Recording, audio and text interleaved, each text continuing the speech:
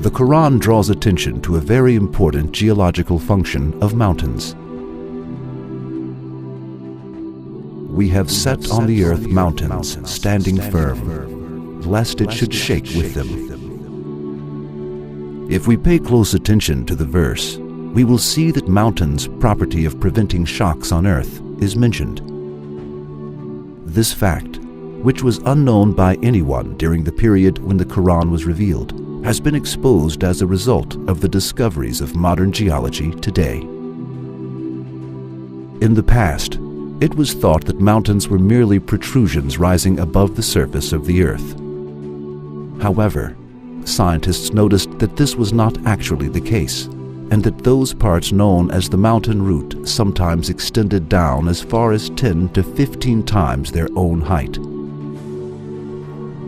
With these features, mountains play a similar role to a nail or peg firmly holding down a tent.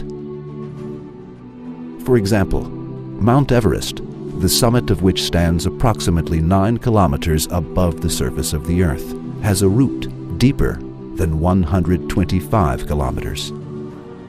Besides, mountains come into existence as a result of the movements and collisions of massive plates forming the Earth's crust. When two plates collide, the stronger one slides under the other. The one on the top rises by bending down and forms the mountains. The layer beneath proceeds under the ground and makes a deep extension downward. Consequently, as stated before, mountains have a portion stretching downwards as large as their visible parts on the earth. Professor Ciavita, a world-renowned underwater geologist, made the following comments in reference to the way that mountains have root-like stalks attaching them to the surface.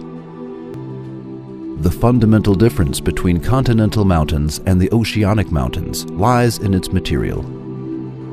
However, the common denominator on both is that they have roots to support the mountains. In the case of continental mountains, light low-density material is extended down into the earth as a root. In the case of oceanic mountains, there is light material which supports the mountain as a root. According to the law of Archimedes, the function of the root is to support the mountains. The effect of mountains on general stabilization of the Earth's crust is defined as isostasy. This concept is explained as follows in Webster's New 20th Century Dictionary. Isostasy is the general equilibrium in the Earth's crust maintained by a yielding flow of rock material beneath the surface under gravitational stress. Furthermore, a book titled Earth by Dr. Frank Press, former president of the United States National Academy of Sciences, which is still used as a textbook in a great many universities, states that mountains are like stakes and are buried deep under the surface of the earth. In some verses of the Quran, this role of the mountains is pointed out by a comparison with pegs. Have we not made the earth as a wide expanse, and the mountains as pegs? He set on the earth mountains, standing firm, lest it should shake with you.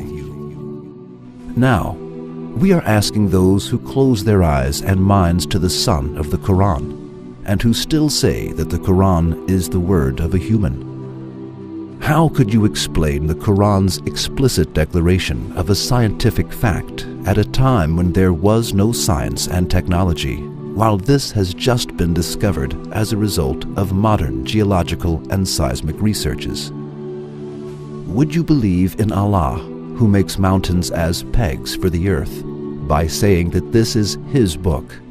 Or still close your eyes to this sun and condemn yourself to darkness?